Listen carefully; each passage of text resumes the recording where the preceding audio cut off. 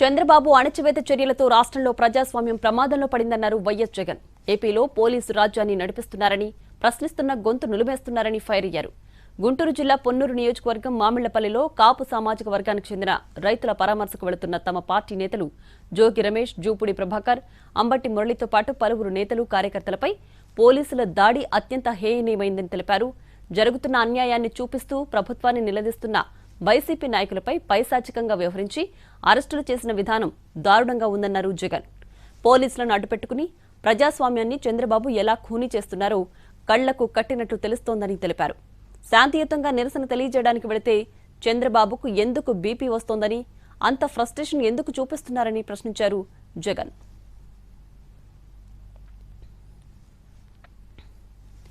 మొక్కజొన్న కనీస ధర 2,400 రూపాయలైతే ఈ ఏడాది 1,400 నుంచి 1,600కు కూడా రాలేదు.